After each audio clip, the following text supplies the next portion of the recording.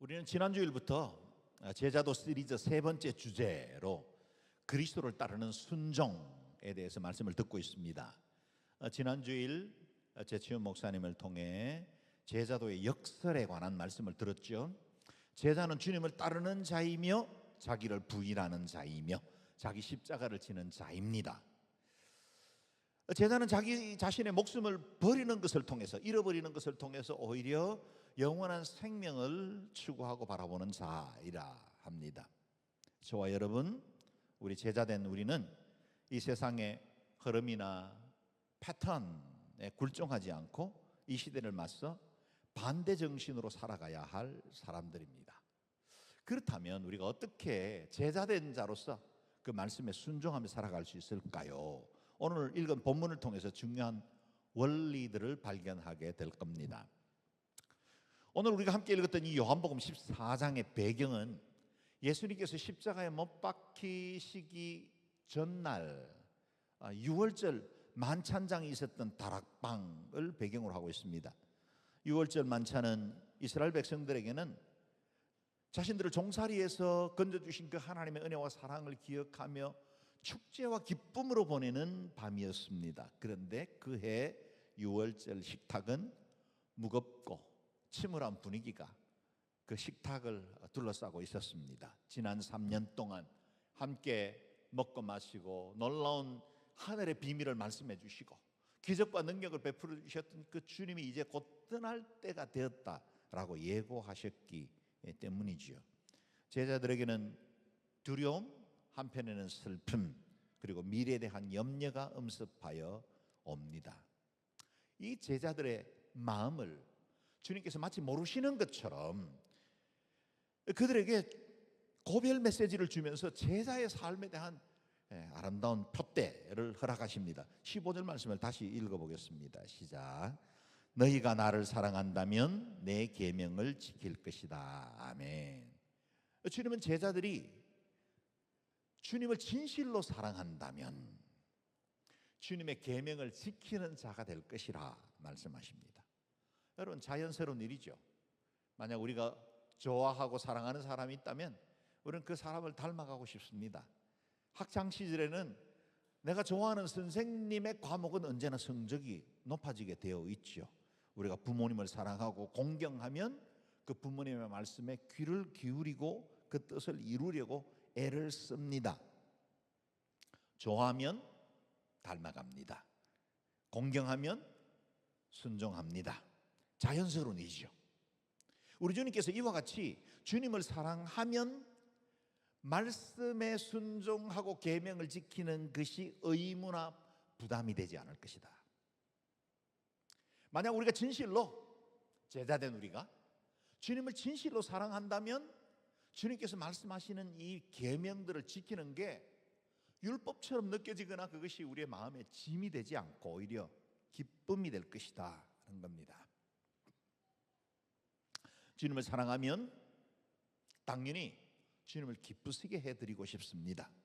주님을 향한 사랑이 크면 클수록 우리가 감당해야 할 이 과제, 태스크에 대해서도 더 기쁨으로 더 큰 일들을 감당할 수 있게 됩니다. 그래서 오늘 예배하는 성도님들, 저와 여러분이 주님을 참 마음으로 사랑할 수 있게 되기를 바라고, 그 사랑 때문에 여러분, 우리에게 주어진 이 말씀들이 부담이나 의무가 아니라 기쁨과 즐거움이 되기를 주의 이름으로 축원합니다. 아멘. 이어서 21절 말씀도 읽어보겠습니다. 같이 읽죠. 시작.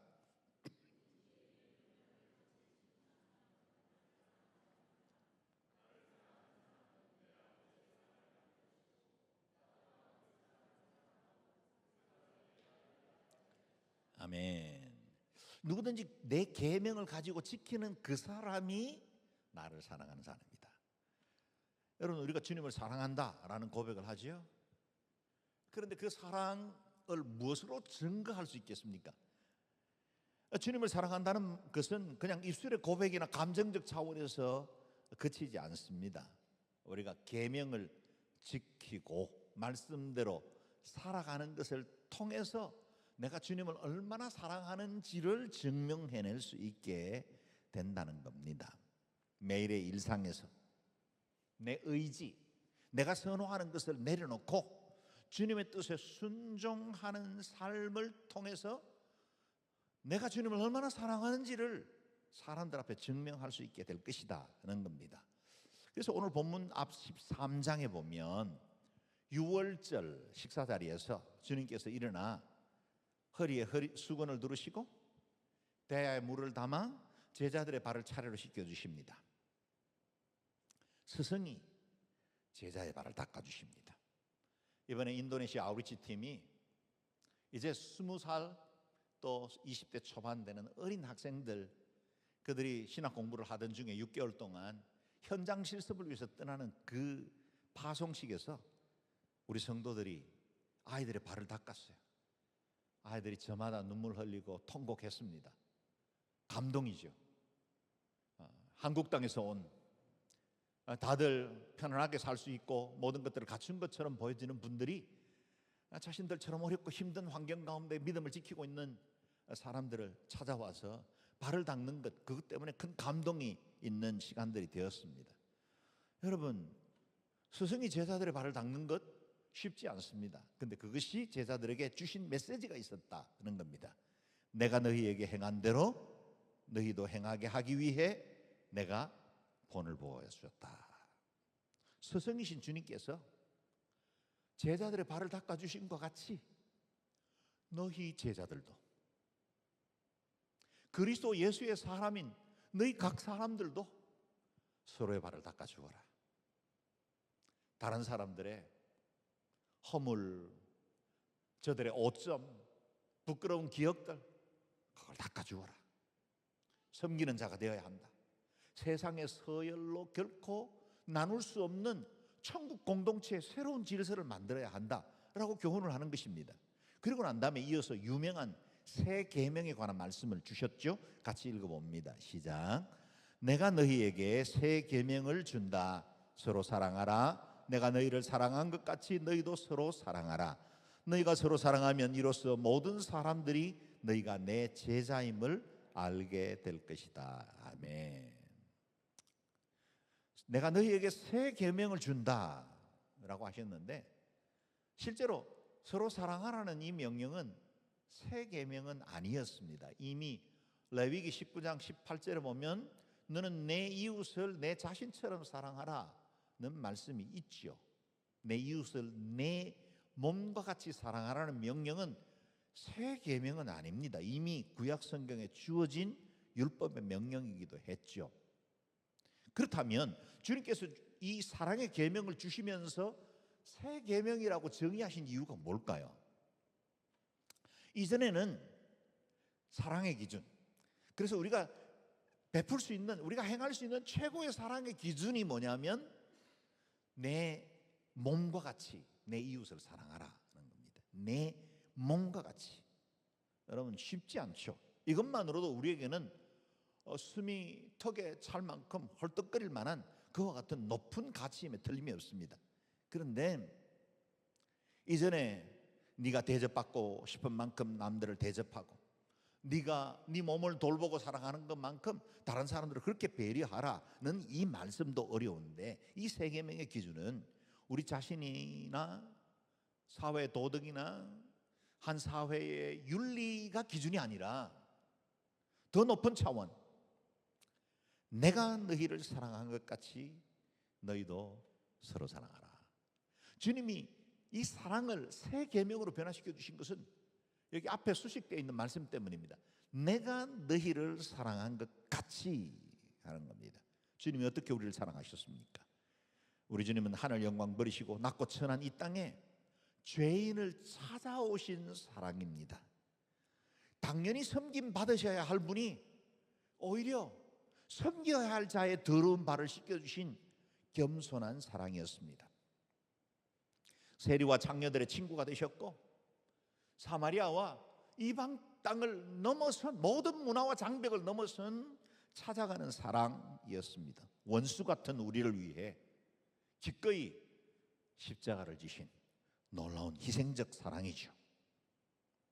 그래서 예수님의 이 세 계명은 사람들의 상대적 사랑에서 절대적 예수님의 사랑으로 기준을 옮겨주신 것입니다.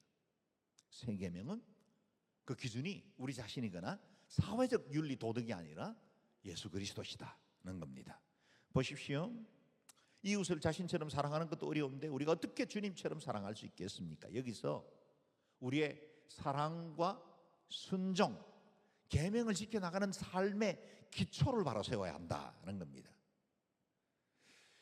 저와 여러분이 어느 누군가를 섬기고 사랑한다면, 그래서 이 토요일 오후에 좀 쉬고 편안하게 그동안 일주일 내내 애쓰고 수고하던 것들 내려놓고 가족들과 쉬고 싶은 그 시간들을 뒤로 하고 모도로 아우리치를 떠나고 해남으로 아우리치를 떠나고 일본으로 인도네시아로 이렇게 아우리치를 떠나는 그와 같은 이유의 근거, 기초, 그것이 있다면 그건 먼저 주님이 우리를 사랑하셨다는 사실입니다.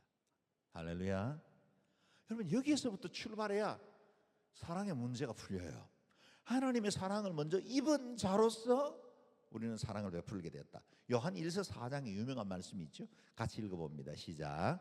사랑은 여기에 있습니다. 곧 우리가 하나님을 사랑한 것이 아니라 하나님께서 우리를 사랑하셔서 우리 죄를 위해 그분의 아들을 화목제물로 보내주셨습니다. 11절. 사랑하는 여러분,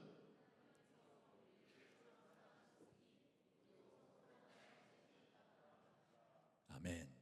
사랑하는 여러분, 이럴 땐 여러분이 크게 읽어주셔야 되는 거예요. 배려해 주세요. 여러분, 계명을 지킬 수 있는 근거를 이렇게 정리할 수 있겠습니다. 먼저 하나님이 우리를 사랑하셨다. 그리고 그 사랑 때문에 독생자를 화목제물로 보내셨다. 우리는 그 대속의 은혜를 입어서 구원받았다. 우리가 이 놀라운 사랑을 받았으니 우리도 마땅히 서로 사랑해야 한다는 겁니다. 그래서 우리의 사랑은 4번이에요. 우리의 사랑은 하나님으로부터 비롯됐고 그 하나님의 사랑이 우리에게 이같이 증거되었으니, 그 놀라운 사랑과 은혜를 입었으니 우리도 마땅히 사랑해야 한다는 겁니다. 그렇습니다. 우리의 사랑은 하나님의 사랑으로부터 시작되었습니다. 그 사랑을 입은 자이기에 사랑할 수 있게 되는 겁니다. 여러분, 소설 속의 장발장은 빵 한 조각을 훔치다가 19년형의 그 감옥생활, 처참한 감옥생활을 하게 되죠. 탈옥수가 됩니다. 그런데 그가 나중에는 존경받는 마들렌 시장으로 변화될 수 있었습니다. 이것은 자베르 경감, 죄는 마땅히 심판을 받아야 돼 라고 끝까지 추격하는 율법주의자에 의해서 변화된 게 아니라는 거예요. 미리엘 주교의 조건 없는 용서, 은혜, 그 큰 사랑을 받고도 오히려 언접시와 기구를 들고 도망을 갔는데, 훔쳐갔는데, 그러다가 경찰에 잡혀서 오니까 형제요, 왜 촛대도 좋았는데 촛대는 가져가지 않았습니까? 이게 제일 비싼 건데 이것도 가져가세요. 그게 인간을 변화시키는 거예요. 여러분, 사람 한 개인이 변화되는 건 사랑이지 매질이 아닙니다. 물론 매가 필요할 때도 있죠. 물론 엄격한 교훈이 필요할 때도 있습니다. 그러나 진정으로 마음을 변화시켜 나가는 그 에너지, 그 파워는 사랑으로부터 시작됩니다. 자발적인 봉사와 사랑도 사랑을 입은 자로부터 흘러나옵니다. 아프리카 원주민들을 잡아서 노예로 팔아넘기던 악독한 노예선의 선장 존 뉴턴이 대서양을 건너던 중에 엄청난 풍랑을 만납니다. 그때 그렇게 모질게 살아왔던 그가 하나님의 자비를 구하죠. 그때 하나님의 긍휼로 그 어려움 중에 주님께서 그의 생명을 구하십니다. 그리고 나온 찬양이 Amazing Grace죠. 나 같은 죄인 살리신 주 은혜 놀랍습니다. 여러분, 이와 같은 은혜에 감동받은 사람들을 통해서 세상은 주의 사랑이 흘러가고 주께서 우리에게 주신 그 명령들을 기쁨으로 지켜나갈 수 있게 되는 것입니다. 그러므로 하나님을 진정으로 사랑할 때만 바른 순종도 헌신도 가능해집니다. 우리의 스스로의 의지로는 우리 개인의 마음과 양심을 추스르기도 힘들 만큼 우리는 이기적입니다. 나태합니다. 자기중심적입니다. 물치병이죠. 다른 사람을 사랑하고 섬기라는 계명은 너무나 높은 이상처럼 보여집니다. 그런데 만약 우리가 하나님으로부터 정말 큰 사랑을 입은 자라는 사실을 기억하고 살면, 그게 내 삶의 전제가 되면, 여러분, 우리가 사랑을 베풀고 계명을 지켜나가는 것이 어렵지 않을 겁니다. 그걸 우리가 거룩한 부채의식이라 말할 수 있겠죠. 여러분, 저와 여러분은 다 빚을 지고 사는 거예요. 어느 누군가의 희생과 삶, 헌신을 통해서 여기까지 왔죠. 우리 부모님들, 또 우리 대한민국을 여기까지 이끈 믿음의 선배들이 있었죠. 그 같은 헌신에 의해서 우리가 여기까지 왔고, 거슬러 올라가면 예수 그리스도 그 십자가의 대속의 은혜로 말미암아 내가 영생을 얻었고, 그 구원으로 말미암아 하나님의 자녀가 되었다는 이 놀라운 사실, 거룩한 부채의식으로부터 출발하게 되는 겁니다. 하나님께서 우리를 이처럼 사랑하셨으니 우리도 서로 사랑하는 것이 마땅합니다. 아멘. 우리가 이와 같은 큰 사랑을 빚졌으니 작은 사랑으로라도 베풀고 싶어 하는 겁니다. 그래서 영세에 대한 것도, 사랑에 대하고 헌신에 대한 것도 항상 1만 달란트와 100데나리온을 비교해야 돼요. 우리가 받은 1만 달란트의 은혜가 있었기에 100달란트를 우리가 기꺼이 내어놓을 수 있어야 한다는 겁니다. 우리의 모든 순종과 사랑이 주님을 사랑하는 마음으로부터 흘러나와야 헛된 공로주의에 빠지지 않습니다. 여러분, 내 의가 자꾸만 고개를 들고, 마치 독사처럼 말이죠, 뱀이 머리를 들잖아요. 그것처럼 우리의 공로주의가 자꾸만 머리를 들 때 그 공로주의를 꺾을 수 있는 유일한 힘이 있다면, 우리의 교만을 꺾을 수 있는 유일한 힘이 있다면, 그건 하나님의 사랑, 아무런 자격 없는 원수된 자, 연약한 자를 사랑하시고 붙드시는 그 하나님의 사랑으로부터 출발되어야 한다는 겁니다. 우리가 감히 다른 사람을 섬기고 사랑한다라고 결단할 수 있는 것도 주님의 사랑 때문이시오.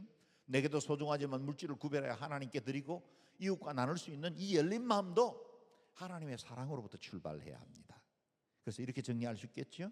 나는 주님의 큰 사랑을 입었고, 그 때문에 주님의 말씀에 즐거이 순종할 수 있습니다. 이게 저와 여러분의 결단이 되기를 주의 이름으로 축원합니다. 아멘. 그렇다면 우리의 믿음과 결단이면 충분하겠습니까? 우리의 의지와 노력만으로는 결코 우리가 이 사랑의 자리에 이를 수 없다는 사실을 우리 자신이 너무나 잘 알고 있습니다. 주님은 당연히 너무나 잘 아시죠. 그래서 주님께서 놀라운 약속을 우리에게 베풀어 주셨습니다. 16절 17절 말씀 같이 읽어봅니다. 시작. 내가 아버지께 구할 것이니 아버지께서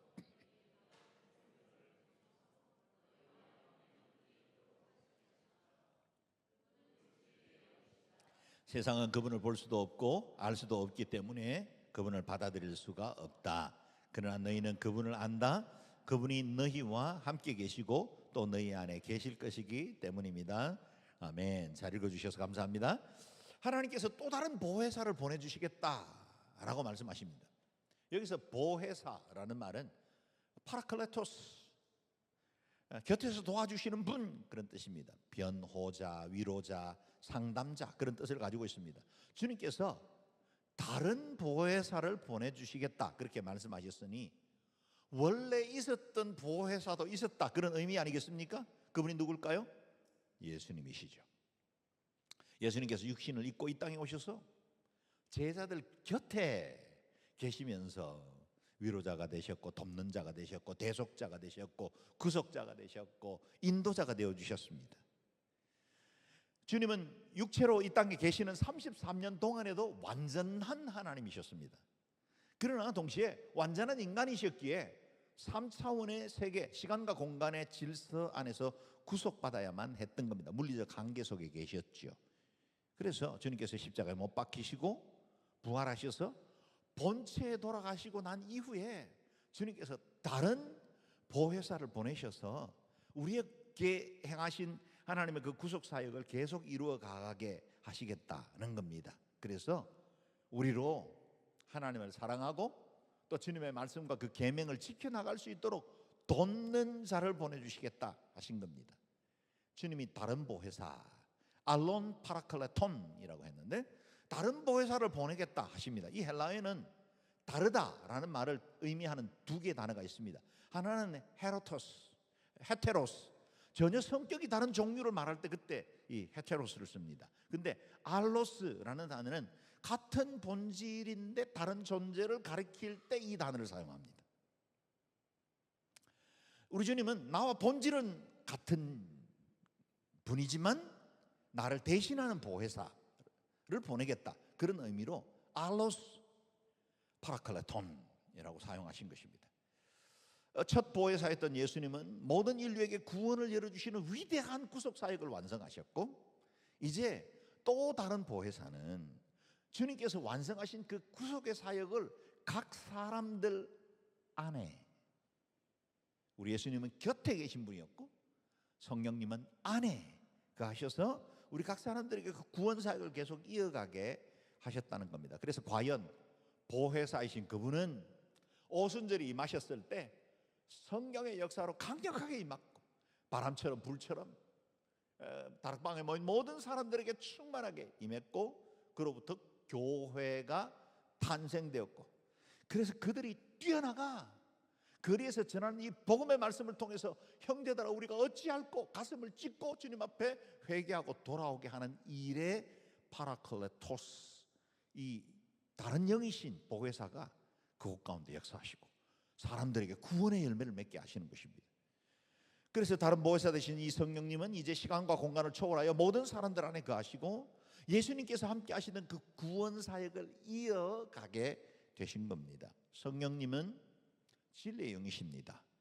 세상은 볼 수도 없고 알 수도 없는 구원의 비밀을 우리에게 계시해 주시는 분이 성령님이십니다.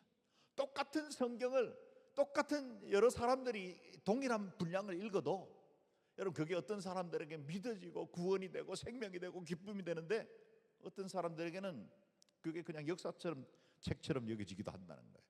여러분 우리가 이렇게 깨닫고 하나님 앞에 은혜와 감동으로 예배할 수 있는 이유는 뭘까요?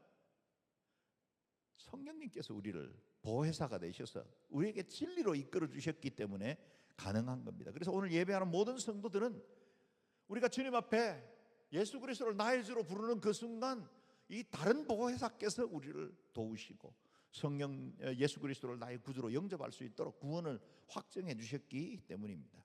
또한 지금도 우리 속에 내주하시면서 into 우리 속에 들어오셔서 우리의 믿음을 붙들어 주시고 죄에서 돌이키게 하시고 죄 짓고 살면 불편하게 만드시고 하나님의 뜻을 이루는 것이 내게는 분명 몸에는 고달프고 내가 희생하는 일인데도 기쁨과 감사로 채워지게 만드는 분이 성령님이시다. 우리 안에 거하시면서 또한 영원한 천상에서 구원이 완성될 때까지 우리를 지키시고 견인하시고 붙들어 주시는 거예요. 그리고 우리를 끝까지 인도해 주신다는 겁니다. 때로는 우리가 약해질 때 힘을 주시고 새 힘과 용기를 주시고 슬픔 가운데 있을 때 때로 여러 낙심할 만한 상황을 만났을 때 그 성령님이 용기를 주시는 거예요. 지금까지 저와 여러분이 이와 같이 믿음으로 승리할 수 있었던 이유는 보혜사이신 그분이 우리를 도우시고 여기까지 이끌어 주셨습니다. 좋으신 하나님께서 우리에게 좋으신 성령님을 보내주신 것입니다. 할렐루야. 제자는 그래서 성령님과 친해야 합니다. 수시로 성령님과 대화하고 성령님께 묻고 성령님이 늘 내 안에 거하셔서 우리의 양심이라는 방을 통해서 말씀하시는 그 음성에 늘 귀를 기울여야 합니다. 그래서 성령님이 내 삶을 인도하고 가장 좋은 길로 이끌어가게 하시고 때로 내가 곁길로 갈 때 우리를 경책하시고 새롭게 하시는 그 성령님의 음성에 귀를 기울여야 한다는 겁니다. 사랑하는 여러분 성령 충만하십시오. 그리고 성령의 사람, 성령과 친밀한 제자들 되시기를 주의 이름으로 축원합니다. 아멘. 그래서 마지막에 18절에서 20절 말씀에서 우리를 어떻게 대할 것인지를 말씀 주고 있죠. 같이 읽어봅니다. 시작. 나는 너희를 고아처럼 내버려 두지 않고 너희에게 다시 오겠다. 조금 있으면 세상은 나를 보지 못하겠지만 너희는 나를 볼 것이다. 내가 살아있고 너희도 살 것이기 때문이다. 그날에 너희는 내가 내 아버지 안에 있고 너희가 내 안에 있으며 내가 너희 안에 있음을 알게 될 것이다. 아멘. 주님은 제자들을 떠나셔야 하셨지만 결코 고아처럼 버려두지 않겠다 하십니다. 영적 부모가 되신 하나님께서 그들을 돌보아 주시고 친히 이끌어 주시고 공급하시고 채워주시겠다, 보혜사 성령님을 통해. 그리고 약속하시기를 다시 오겠다 하십니다. 우리 주님 부활하셨고 승천하셨습니다. 그리고 다시 오십니다. 우리는 고아가 아닙니다. 여러분은 고아가 아닙니다. 하나님 아버지께서 우리를 돌보시고 가장 좋은 길로 이끌어 가십니다. 외롭고 지칠 때 우리 아빠 아버지 되신 주님께로 돌아오시기를 바랍니다.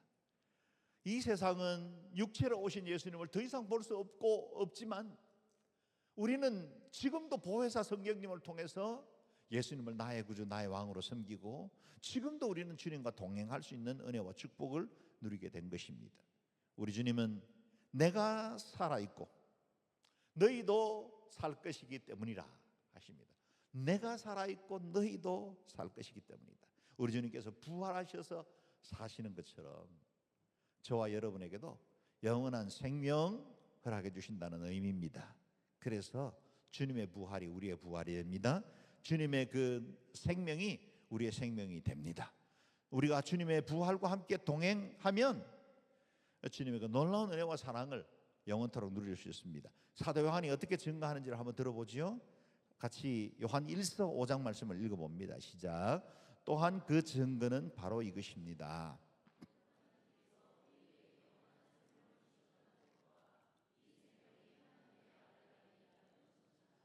아들을 모신 사람은 생명이 있고 하나님의 아들을 모시지 않은 사람은 생명이 없습니다. 아멘.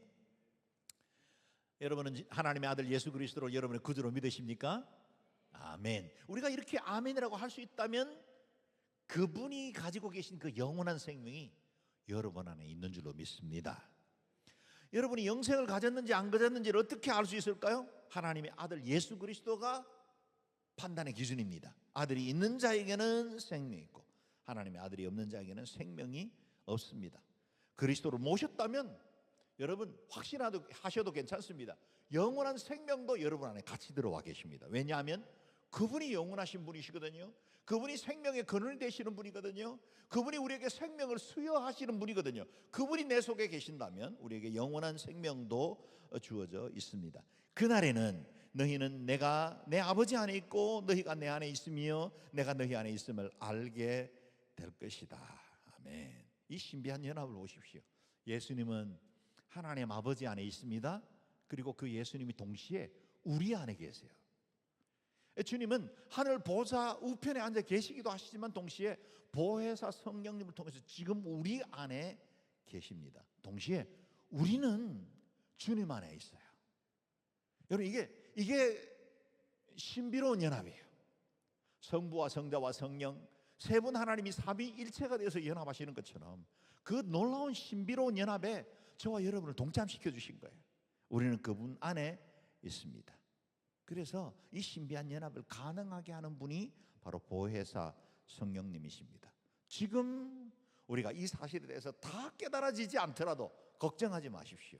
주님께서 말씀하신 것처럼 그날에 너희는, 그날에 우리의 믿음이 온전히 회복되어지고 영적 눈이 열리는 그날도 있을 것이고 성령 충만 받게 됨으로 깨닫게 되는 새로운 세계를 경험할 수도 있겠고, 그렇지 않을 땐 또 우리가 영원한 천국에 이르렀을 때 그제서야 우리가 그동안 하나님 안에 있었고 하나님 우리 안에 있었구나 라는 사실을 깨달을 수도 있을 겁니다. 그날에는 우리가 모든 것들이 명확해질 것이고 얼굴과 얼굴을 맞대고 보는 것처럼 우리가 서로를 바라볼 수 있는 시간이 올 겁니다. 이제 다시 처음 질문으로 돌아가 보죠. 우리가 어떻게 계명을 지키고 말씀에 순종하는 제자가 될 수 있습니까? 주님을 사랑하기 때문입니다. 우리를 먼저 찾아오신 하나님이 우리를 사랑하셨고 그 사랑을 입은 것으로 인해서 우리도 그리스도를 사랑하기에 우리의 삶에 계명을 지키고 말씀에 순종할 수 있게 되었습니다. 우리 힘과 우리의 지혜로는 못합니다. 성령께서 우리를 도와주십니다. 그래서 그 보혜사 성령님과 함께 우리 안에 거하시는 그 주님이 우리의 삶을 신실하고 충성스러운 제자로 살아갈 수 있도록 이끌어 가실 겁니다. 우리는 성장하고 있습니다. 변화되고 있어요. 새로워지고 있습니다. 여러분의 인생과 삶을 향하신 하나님의 놀라운 계획들이 이루어지게 될 것입니다. 그러므로 소망 중에 날마다 성령 충만을 구하고 주님과 동행하고 하나님 은혜 안에 거하는 믿음의 삶 되기를 주의 이름으로 축원합니다. 아멘. 기도하겠습니다. 이 시간에 우리 같이 기도할 때 여러분 가슴에 여러분의 손을 얹고 같이 기도하면 좋겠습니다. 기도할 때 주여 우리 속에 성령으로 임하여 주십시오.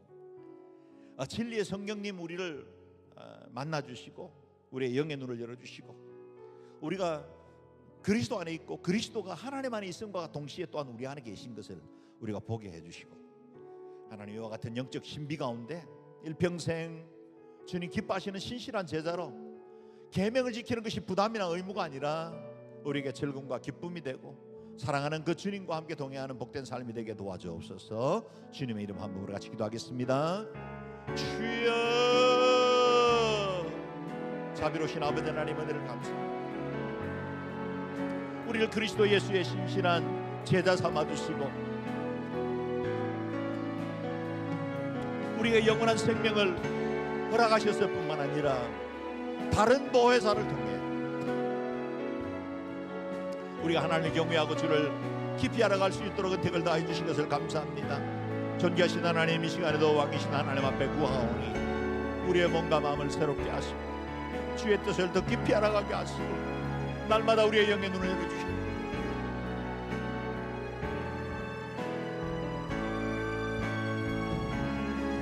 진리신 주님 우리의 영의 눈을 열어주소서. 하나님 모든 이들이 하나님의 말씀을 바로 깨달아 알게 도와주시고 성삼위 하나님의 신비로운 연합과 같이 우리가 주님 안에 있음을 깨달아 알도록 진리의 영이 우리를 깨우치시고 새롭게 해주시기를 원합니다. 주여 우리의 믿음을 더욱더 견고케 하시고 하나님 일평생 주와 동행하며 하나님 사랑하는 우리의 사랑이 더 구체적인 사랑이 되게 해주셨소. 주여 계명을 지키고 말씀을 순종하는 그 일이 우리에게 부담이나 의무가 아니라 즐거움과 감사가 되고 하나님의 기쁨이 되고 주의 영광 위에 살아가는 저희들 될 수 있도록 하나님은 택을 더하여 주옵소서. 주님이 도우시는 손이 우리 모든 성도들 각 사람들에게 임하여 주셔서 성령으로 충만케 해 주옵소서. 이 시간에도 성령님 우리 각 사람들의 영 가운데 임하여 주시고 영혼의 모든 그릇되고 어두운 것들 다 꺾어주시고 제하여 주시고 하나님 한 분만으로 온전히 겸비하고 주는 사랑 주님 기쁘신 뜻 가운데 가는 저희들 되게 도와주옵소서. 존귀하신 하나님 우리를 먼저 사랑하셔서 우리에게 영원한 생명을 허락하시고 하나님의 친백성 되게 해주신 것을 감사합니다. 그 사랑 때문에 우리도 주를 사랑합니다.